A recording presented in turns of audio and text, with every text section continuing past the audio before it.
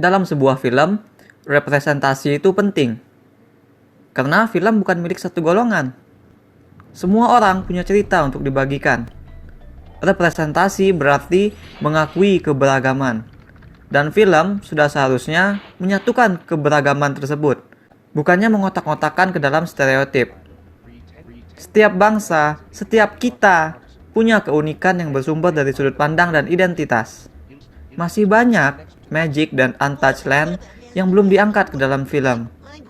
Dan Disney kini telah memalingkan wajahnya ke arah kita, ke Asia Tenggara. Disney mengangkat cerita yang berakar kuat pada budaya dan mitologi rumpun kita. Raya dalam film Raya and the Last Dragon akan menjadi princess Disney pertama dari Asia Tenggara. Dan gadis sawo matang itu akan bertualang dalam sebuah pertunjukan animasi yang terasa sangat bertuah, dekat, dan menakjubkan.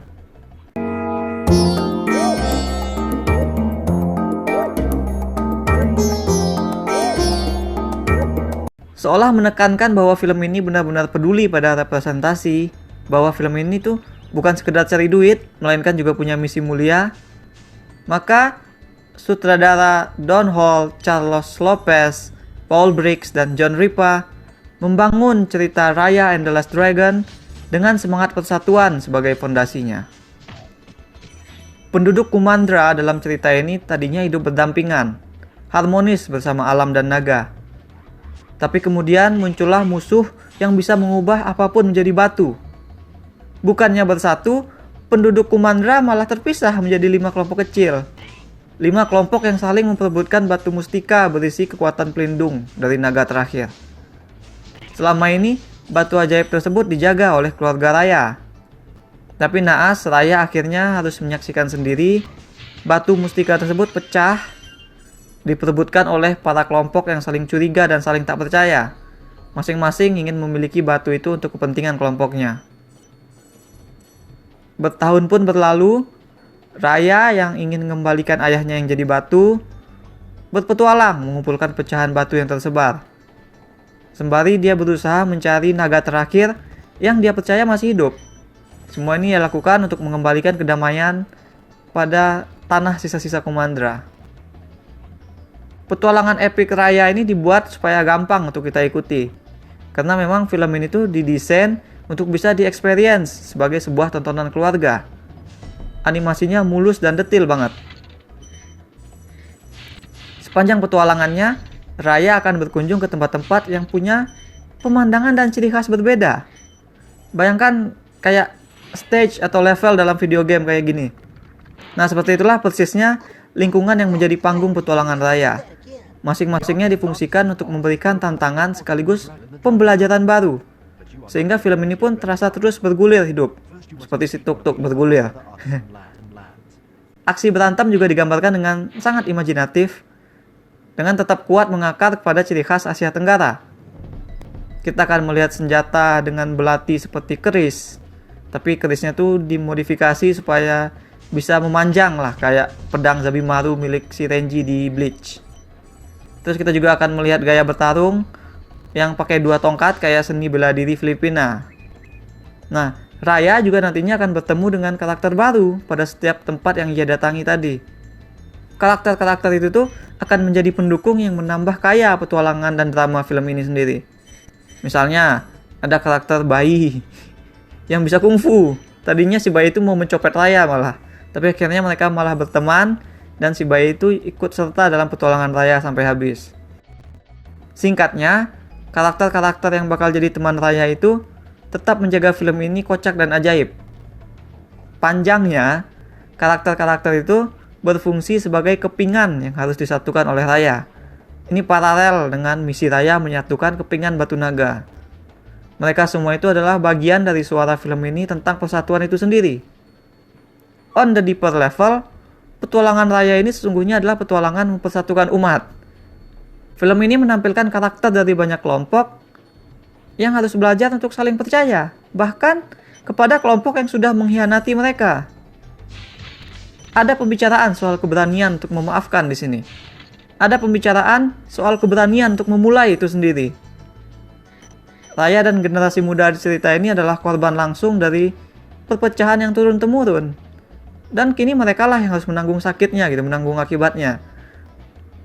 Jadi mereka itu sebenarnya yang paling pantas untuk membalas dendam kan, dan meneruskan siklus hatred tersebut. Tapi mereka juga punya pilihan untuk menghentikan itu semua dan berusaha berjuang untuk menaruh kepercayaan demi hasil yang lebih baik ke depan nanti. It's a tough choice. Dan even tougher choice untuk memasukkan elemen cerita seperti demikian ke dalam tayangan buat tontonan keluarga. Gak banyak film yang berani bikin cerita anak-anak yang punya permasalahan seril itu gitu. Untungnya film ini percaya bahwa anak-anak sekalipun akan nonton sambil mikir. Gak ada yang namanya nonton sambil matiin otak. Film ini percaya bahwa anak-anak tuh sanggup dan perlu buat memahami plot yang benar-benar punya daging. Disney memang sepertinya udah paham kalau anak-anak itu butuh sesuatu untuk didiskusikan dengan ringan bersama orang tua atau keluarga mereka. Makanya kan setiap film Disney itu selalu bergizi oleh gagasan dan pembelajaran. Dan yang ingin dibicarakan oleh Raya di sini itu adalah soal persatuan, soal belajar untuk mempercayai sesama. Dan siapa lagi yang paling perlu untuk mengerti dan memandang positif dari semua itu kalau bukan anak-anak? Dikhianati itu memang menyakitkan, bikin trauma, bikin kita susah untuk percaya lagi pada orang. Pengkhianatan itu tuh terasa menyakitkan karena pengkhianatan itu adalah tusukan yang datang dari teman, bukan dari musuh. Inilah yang harus kita ingat, bahwa that was our friend. Inilah yang harus diingat oleh Raya.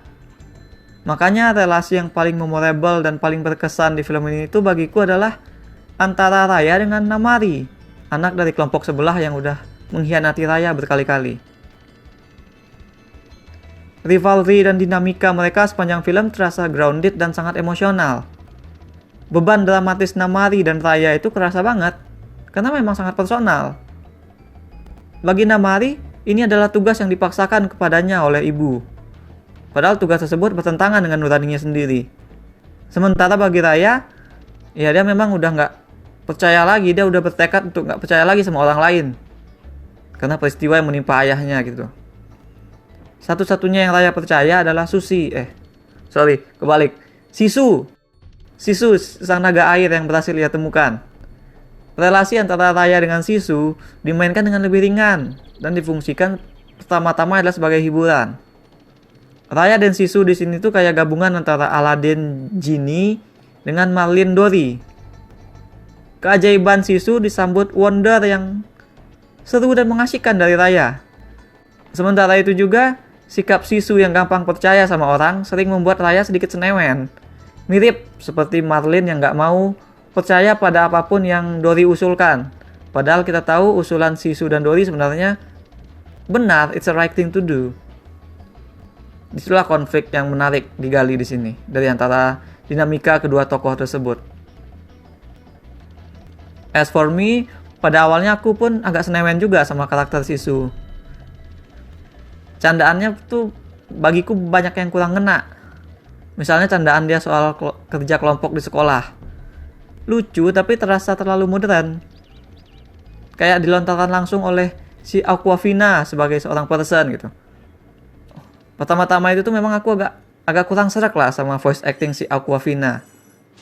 Aku nggak bisa melihat dia sebagai karakter Sisu gitu. Dia kayak dia yang asli aja. Namun seiring berjalannya durasi, karakter Sisu grows on me. Begitupun juga dengan acting si Awkwafina. Jadi sampai ke akhir tuh ya jadi oke lah karakternya. Desain visualnya Sisu sekali lagi menonjolkan representasi yang diincar oleh film ini. Sisu tuh bentukannya beda banget sama naga-naga di Eropa seperti yang biasa kita lihat di film-film. Ngelihat si Sisu tuh langsung kerasanya Asia banget. Salah satu elemen representasi yang menarik yang dilakukan oleh film ini adalah tentang bagaimana makanan menyatukan manusia. Akan ada beberapa kali adegan karakter berunding di meja makan. Bahkan strategi ayah Raya untuk menyatukan kelima kelompok adalah dengan menjamu mereka lewat makanan. Kalau udah urusan perut memang kita biasanya akur ya. Menurut kalian kenapa sih kita bisa damai di depan makanan? Bagaimana makanan dapat mempersatukan kita? Share with us in the comments ya. Visual dan karakterisasi yang kuat berhasil dicapai oleh film ini. Tapi film ini tuh masih berjuang pada penceritaannya. Arahan film ini sebenarnya udah mantap. Film itu berjalan cepat, steady, mulus, dan tidak pernah menjadi berat dan gak jelas kayak lore pada Frozen 2. Tapi pada awalnya film ini nggak dimulai demikian, nggak sedemulus itu awalnya. Film seperti Raya dan The Last Dragon selalu punya batu sandungan berupa eksposisi, alias selalu tersandung oleh keperluan untuk menjelaskan dunia dengan segala aturannya. Nah, film ini berusaha melakukan hal tersebut lewat penempatan yang asik dan tentu saja lewat visual yang menarik. Beberapa eksposisi film ini diceritakan pakai animasi yang kayak wayang. Tapi tetap aja film ini tuh agak terbatas sedikit, terutama di bagian awal tadi. Perasaan dan pikiran para karakter pun terkadang cenderung untuk diejakan kepada kita. Sehingga beberapa penonton mungkin akan merindukan sekuen nyanyi yang biasanya itu difungsikan untuk memperlancar penyampaian eksposisi dan perasaan karakter, seperti yang biasa muncul pada film-film Princess Disney yang lain. Oke, untuk menyimpulkan, Raya dalam bahasa kita berarti besar, dan film ini memang sebesar itu. Film kayak beginilah yang bikin kita rindu sama bioskop.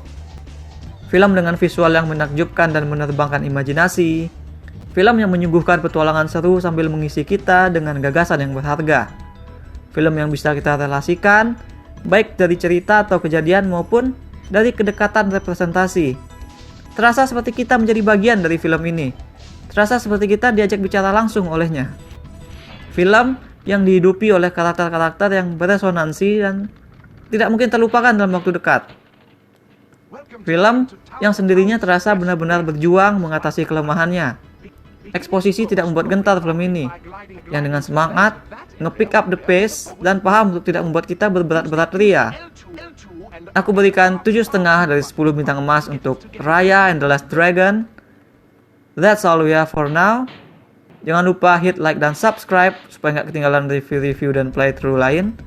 Kunjungi mydirtshit.com untuk baca review dengan lebih detail. Kalian bisa juga kunjungi store mydirtshit di ciptaloka.com. Ada banyak kaos dan pernak-pernik custom yang unik, mulai dari film, game, hingga wrestling. Kalau ada yang mau pesan bikin kaos bertema Raya juga bisa, just hit me in the comments. Thanks for watching. Remember in life, there are winners and there are losers.